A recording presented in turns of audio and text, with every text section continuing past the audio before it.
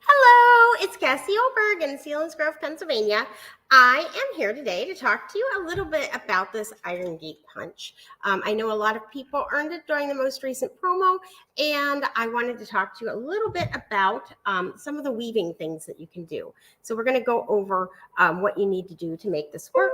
We were at my crop last weekend, and Gail Shoemaker and I were playing around with the weaving, and I had been trying to go up and down. And then she said, well, why don't we go back and forth? So anyway, we played around with the different things. And I just wanted to talk to you about measurements that will make it easier so that you don't waste a bunch of paper trying to figure it out. So let's go ahead over to the desktop and play around, and I'll show you what I mean.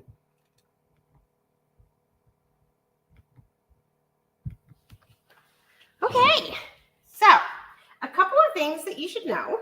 First, I'm just going to bring this over here to do my punching because, as you know, when we punch on the silicone mat, it all static clings to it, and I don't want that to happen.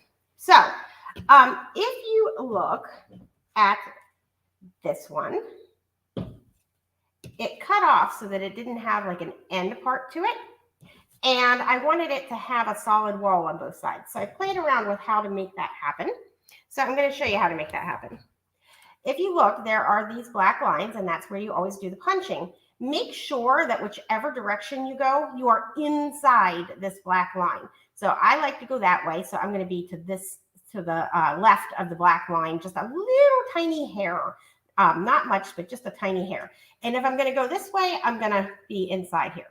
So just make sure that when you put it in, it is lined up to the black line, but not on it and not over it. And so I'm looking, hopefully I got this just right. It's always hard to see when you're trying to stay on camera. So see how it kept the line.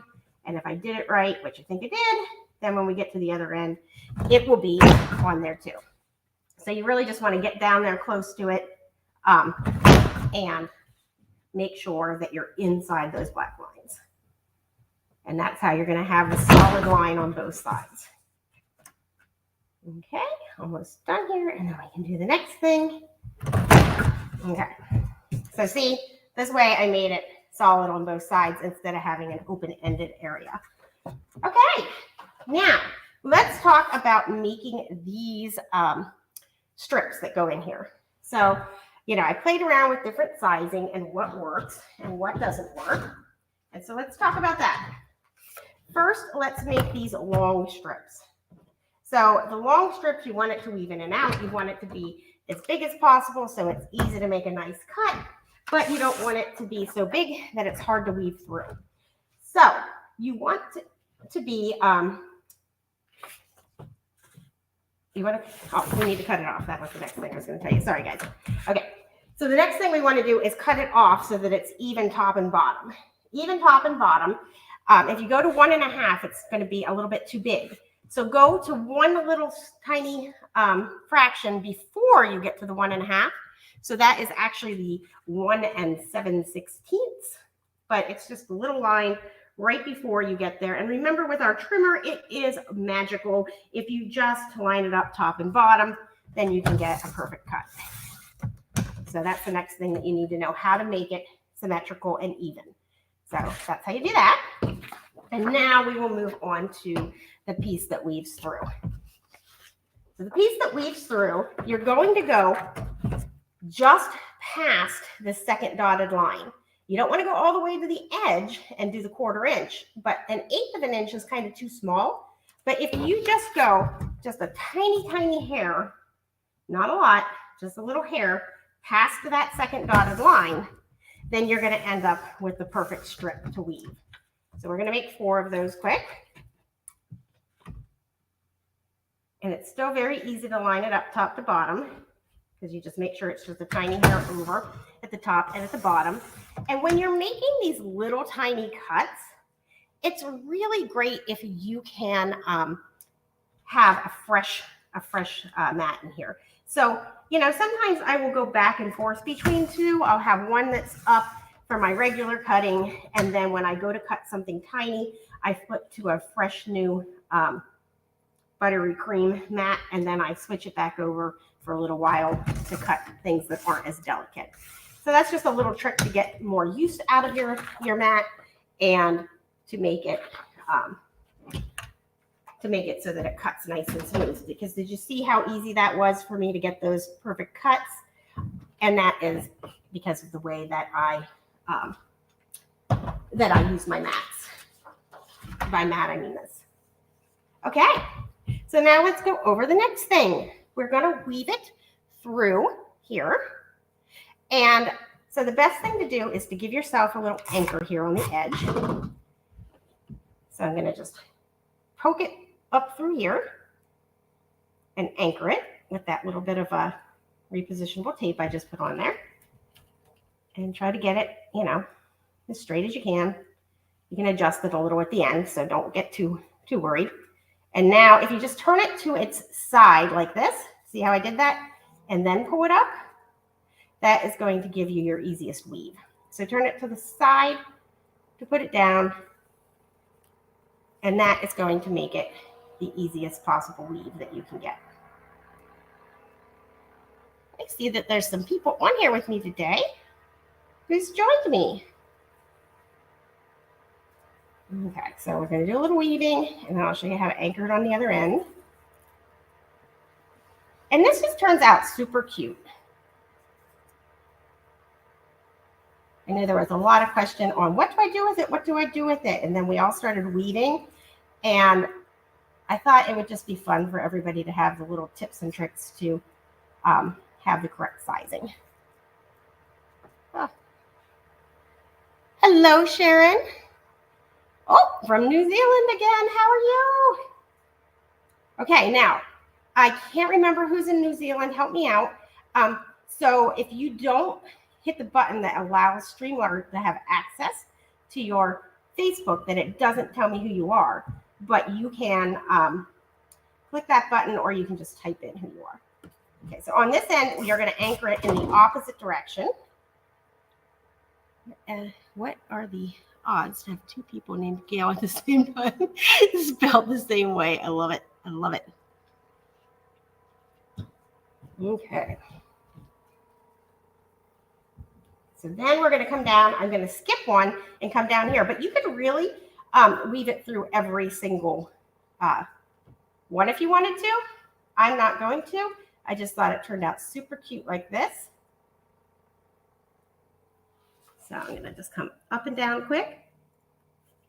This is a funky angle to do while working on your desk and trying to be on the camera.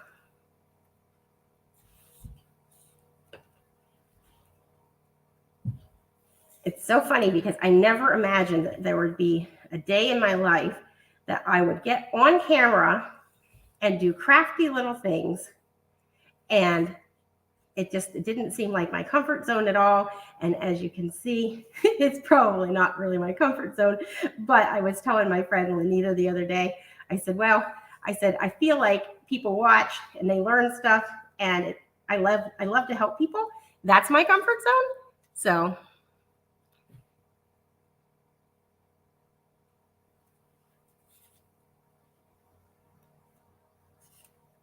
So I'll keep doing it. I'll keep doing it as long as people want to watch. Has everybody earned this Iron Gate? It was a super fun promo. Okay, so then because I already put the repositionable tape, I can just anchor it and go with the next one. And I found that if I poked it up through this way, that went the fastest, because if I, pushed it down through, then I had to push the whole piece through. But it was nice and easy to just poke it back up through and then be able to keep going. And you can do this in all different colors. I saw people make cheeseburgers out of this by putting backings. So as you remember from my Unbelievable video, we punched the leaves and then we took the innards, and you could do that exact same thing with this Iron Gate. You could punch it in one color, and then you could take it and punch it in another color and put these little pieces back in. So the techniques that we learn with one punch, you can go ahead and you can use those with the next thing. So that's a super fun thing about seeing different ideas. Okay, almost done. And then we just have one more to go. And so as you can see, this is a little tedious of a process, but it is worth it in the end. And it doesn't take too long to do, especially if you already know the right sizes to do. That's really the key. Because otherwise you're going to waste paper trying different sizes and it doesn't quite fit. And then you have to wiggle it around. So the fun thing about getting the sizing is that you don't have to do that extra work. I thought of cheeseburgers because of the rounded openings in the buns. Yes. Yeah, this would make a great cheeseburger cage, which would be perfect because cheeseburgers is one of my daughter's favorite foods. In fact, my mom used to say that she came out of the womb and said, I want a cheeseburger. She was 11 pounds. So that was always our joke. And she loves red meat. So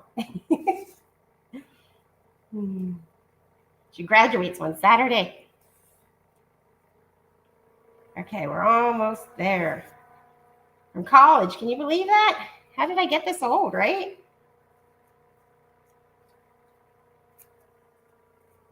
Okay, so now we're going to go on to the next size. So I played with a couple of different sizes. And if you do just over 1/2 inch for the ones that go up and down, then it covers up a little bit of these cute little things in between. So if you cut just shy of 1/2 inch, then look, it leaves these whole pieces in between. So I like that look the best. So if you want it to happen, then just measure over to 1/2 inch and then just bring it back a tiny, tiny, tiny hair. Not a lot. And then you're going to have this 1/2 inch piece to go through.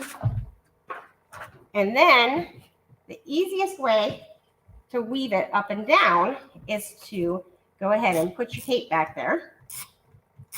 And, oh, please tell me I brought yes, I did. Microtip scissors, can't do anything without those, right? And then the simplest way is to weave it down. And then push it down here. And once you have it through, anchor it with the repositionable tape and then snip. And then you just do it over and over again for however many ones that you want to do. Once you do that, you may want to go back and wiggle it to make sure it's perfectly straight. Oh, I think I came off camera. Sorry, guys. I'll get back on here. Yes, it is almost cookout season. That's true. Everybody will be making a fun cheeseburger pages. I can't wait to see them all. Okay. Bring this up. Bring that down.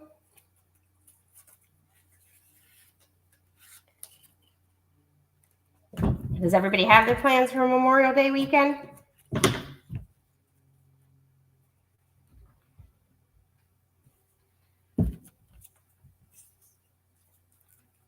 Okay, almost done with this part. And see how fast it goes whenever you just already have that little anchor there. That's why I put the repositionable tape down already. And that's also why I work on my silicone mat, because I don't have to worry about the tape sticking to it. So see, that has repositionable tape on the back of it, but it's not going to mess up my border. Okay, trying to make sure this one's completely on screen. La, la, la, la, la.